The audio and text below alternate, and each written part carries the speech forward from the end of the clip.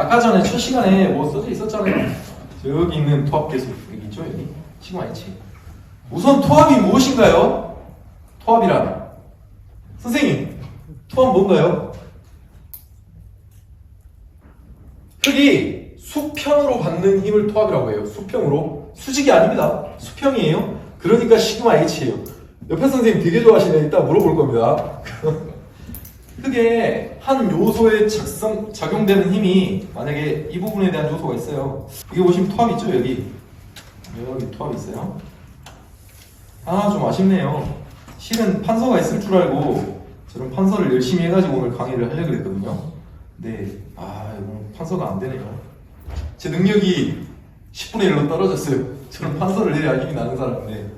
우선 여기 보시면 토합 있잖아요, 토합. 토합이라는 게 이거 보셨죠, 우리. 이쪽으로 이렇게 작용하는 게 시그마 V 방향이잖아요. 그럼 양옆으로 이렇게 작용하는 얘네들이 뭡니까? 시그마 H죠. 무슨 말인지 이 그림 가지고 이해가 되신가요?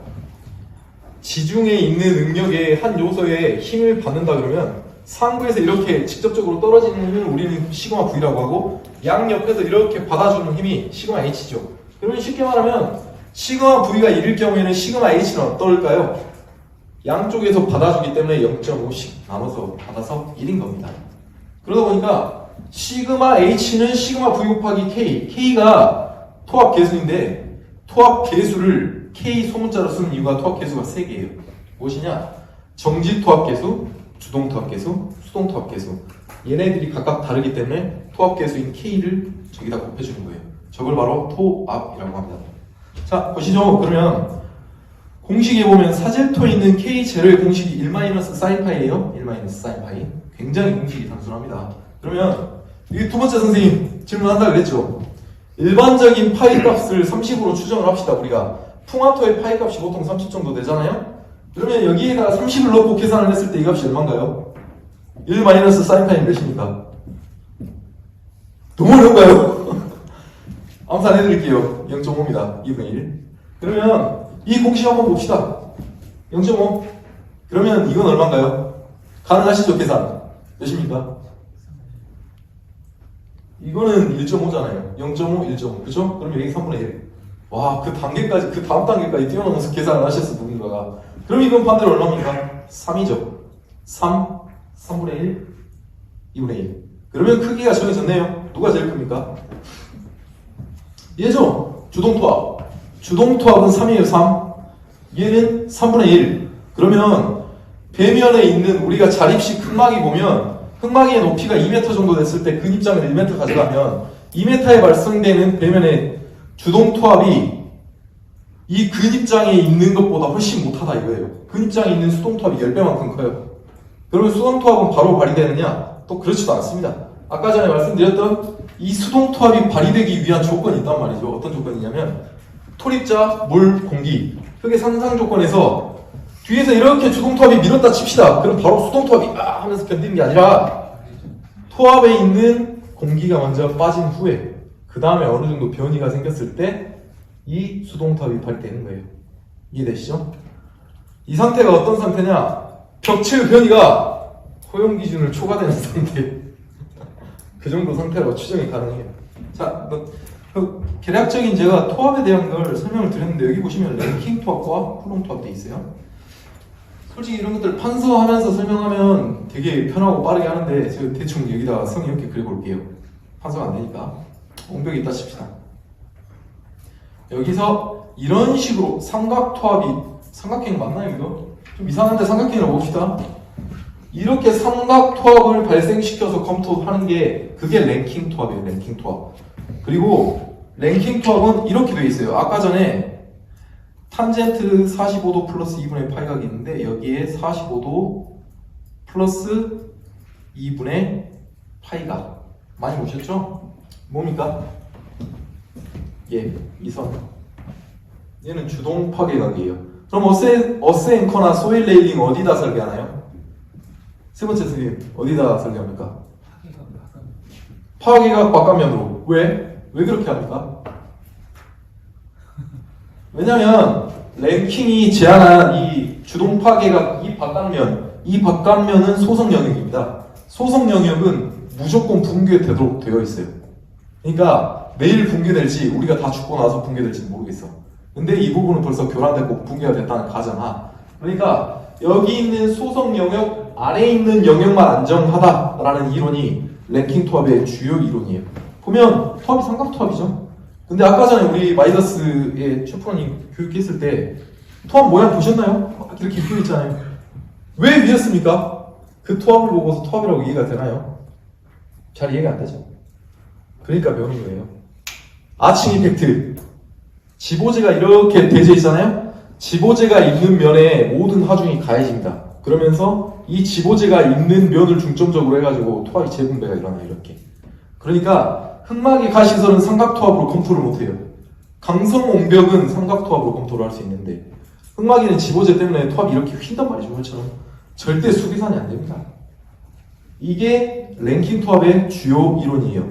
소속 영역, 삼각토합, 주동 파괴각. 이 주동 파괴각은 앞으로도 계속 볼 겁니다. 제일 중요해요. 그 다음에 그러면 쿨롱 토합이라는 게 있어요. 여기 쿨롱 토합. 쿨롱 토합은 무엇이냐? 쿨롱 토합은 우리가 여기 방금 전에 제가 랭킹 토합은 삼각형이라고 말씀드렸잖아요. 그러면서 흑막이 가시들을 말씀드렸죠. 말씀드린 이유가 하나입니다. 왜냐면 벽체의 강성이 확실할 시 강성벽은 확실하잖아요. 벽체의 강성이. 그러면 아칭 이펙트가 발생되지 않기 때문에 삼각형으로 고려하고 해석을 해도 문제가 없어요. 근데 만약에 이런 식으로 생각해 봅시다. 석축, 식생옹벽 어떻습니까? 걔네가 확실한 강성을 띠나요? 아니죠. 개별고동하잖아요. 개별고동. 돌이 따로 빠질 수도 있지 않습니까? 그러면 이걸 어떤 식으로 검토해야 되나요? 삼각토합은 부적절하죠. 맞을 수가 없어요. 왜냐하면 돌이 하나 탁 빠질 수도 있으니까 벽체가 견뎌주지 못하니 토합의 형태가 달라지는 거예요. 그걸 검토하기 위해서 여기 있는 쿨롱 토합을 사용합니다. 쿨롱 토합. 쿨롱 토합은 랭킹 토합과는 조금 달라요. 어떤 식으로 다르냐? 지우개가 자 한번 지우고 이거는 활용해 보겠습니다. 이렇게 그려볼게요. 얘가 흑수액입니다. 흑수액이. 얘가 하나의 거동을 한다라고 생각을 하는 거예요. 얘가 하나의 거동을 하는 거예요. 얘가 흑수액으로 해가지고 언제 앞을 덮칠지 몰라. 그러니까 계산할 때 반복 계산해보는 거예요. 반복 계산해서 토합을 가장 큰 상태로 우리가 적용을 하고 해석을 하는 게 쿨롱 토합이에요. 여기 보시면 그래서 써져 있죠? 장단점 및 적용성 뭐 이런 것들이 써져 있는데 그런 것들을 설명하기 너무 기니까 그냥 넘어가겠습니다. 읽어만 보세요. 자, 이 토합의 안전검토에 대해서 개략적으로 여기 써놨어요. 보시면 강소옹벽, 연소옹벽, 구광통벽 어떤 문제점들이 있는지 써져 있는데 여기서 이제 가장 중요한 걸 설명드릴게요. 여러분들이 이걸 배우면 오늘 다 배웠어. 하산하셔도 좋아요. 옹벽이 붕괴됐어요. 옹벽이 붕괴됐어. 왜 붕괴됩니까? 어제 배웠죠? 왜 붕괴됐어요? 수압에 의해서. 수압에 의해서. 왜? 옹벽은 토합만 고려하는 구조물이에요. 수압을 안 받습니다. 즉시 배수예요. 이따가 라드라는 프로그램을 우리가 배우게 될 텐데 그 라드에 수압을 입력하는 그 어떠한 란도 없어요. 그러니까 수압은 즉시 배수 조건인 거예요. 옹벽은. 그러면 배수 조건이 막혀버리면 어떻게 되죠? 우리는 토합만 검토했는데 그래서 전도활동 지적에 대해서 오케이를 뺐는데 수압이 발생됐어. 그럼 어떻게 됩니까? 붕괴가 되죠. 붕괴가 돼요. 옹벽의 붕괴는 수압이 생겼기 때문에 배수 구조물의 역할을 못하기 때문에 그렇기 때문에 보통 옹벽은 배수 시설물을 2중, 3중, 4중으로 설치하는 거예요. 어떤 식으로 설치하느냐? 옹벽 있죠? 옹벽 설계를 하면 이렇게 배수공을 뚫죠. 다음 D체형 배수 여기 배수제를 따로 별도로 넣고 뒤에다가 축구를 하잖아요. 3만원 축구. 여기다 뭐합니까? 매난 거 설치하죠. 몇 개입니까? 구조물 배수, 지표 배수, 지륜 배수. 세 곳에서 다 배수를 시설을 설치하잖아요. 지금 이러한 배수 시설들을 설치하는데 얘네들이 원활하게 작동을 못하기 때문에 옹벽이 붕괴되는 거예요. 그러니까 옹벽이 붕괴됐다라고 하면 시공상에 콘크리트 타설이 잘못됐거나 철근을 빼먹은 게 아니라 수압이 발생됐다라고 추정을 해야 돼요. 그게 타당합니다. 자, 여기서 간단하게 옹벽이 토제 및 기초기술사가 검토해야 됩니까? 아니면 구조기술사가 검토해야 됩니까? 고민해보신 분. 선생님, 저 눈도 안 맞으시네요. 한번 저 좀 봐주세요. 질문을 한번 받으시려고. 혹시 토재미 기초기술사 옹벽을 검토하나요? 구조기술사 검토하나요? 누구의 영역입니까? 옹벽은? 모르시겠죠? 저는 이거는 구조기술사의 영역이라고 봐요. 왜냐? 철근 배근과 콘크리트 재료역학적인 부분이 들어가 있잖아요. 그리고 토합이 발생되는데 토합이 양질 토사의 품질 규정을 준수해서 토합의 크기가 똑같아요. 그러니까 표준도라는 게 나와 있을 수도 있어요. 옹벽은 다 표준도에 의해서 설계하고 구조개선서도 빼져 있잖아요. 표준도라면 왜냐? 뒤치원조대제의 양질 토사의 품질 규정이 동일하다는 가정하니까 토합의 크기도 똑같다고 지정을 하는 거예요. 그러니까 구조기술사가 토합을 몰라도 동일하다라는 가정하에 그냥 가는 겁니다. 그럼 토질기술사 검토를 하면 이상하냐? 그것도 아닙니다. 라테에서는 철근도 제안해줘요. 참 즐겁게. 이 철근 한번 봐보자고요. 우선 여기 보시면 역티용 옹벽이 있어요. 역티용 옹벽이. 역티용 옹벽은 어디 쪽에 철근이 배분되어 있나요? 여기 보시면 우선 설명을 드릴게요. 이게 되게 쓰기가 힘드네요. 여기 빨간색 선 보이시죠? 이게 주철근이에요. 주철근. 주철근 이쪽이 들어갑니다. 기본적으로 이런 것들은 알아야 돼요. 왜냐면 여러분들이 철근 배근을 직접 하지 않더라도 공학적인 원리는 알아야 이 옹벽에 대해서 나중에 변수가 발생됐을 때 대응을 할 수 있어요. 자, 이건 어떻습니까? 캔틸레버죠? 캔틸레버. 캔틸레버는 어떻습니까? 여기 되면 이렇게 토사가 있어요. 토사가 밀면 어떻게 됩니까? 이렇게 휘죠. 콘크리트는 무슨 응력을 받나요? 압축. 철근은 인장. 콘크리트의 인장 강도는 철근의 몇 배입니까? 10분의 1로 떨어지죠. 그걸 대응하는 게 철근의 역할 아니에요. 자, 어제 제가 모의 강의를 한번 실시를 해봤어요. 시간이 부족하더라고요. 2시간 동안 강의를 했어요. 저기는 제 친구가 들어줬는데 그때도 말씀을 드렸는데 철근과 콘크리트가 공학자에게 신이 주는 선물이라고 해요. 무슨 말이냐? 토목 재료, 건설 재료로 쓰일 수 있는 재료가 400가지가 넘는답니다. 400가지가. 근데 여기서 열팽창 개수 21만, 열팽창 개수가 같은 유일한 제품의 두 가지가 철근과 콘크리트예요. 잘 모르셨죠? 그러니까 철근과 콘크리트의 열팽창 개수가 같지 않으면 여름철에 팽창에 의해서 콘크리트들이 다 쪼개질 건데 그렇지 않잖아요. 지금 우리 콘크리트에서 약한 인장력을 철근이 대응을 해주잖아요. 그죠? 그러니까 기하학적인 형상의 구조물을 지을 수도 있는 거고요.